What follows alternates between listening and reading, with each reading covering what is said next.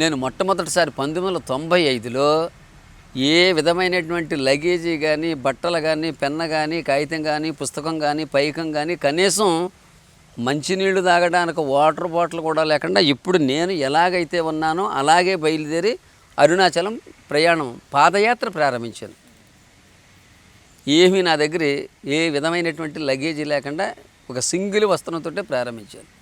ప్రారంభించి 21 రోజులో రోజుకి 40 కిలోమీటర్లు నడిచి 21 రోజుకి అరుణాచలం చేరుకున్నాను.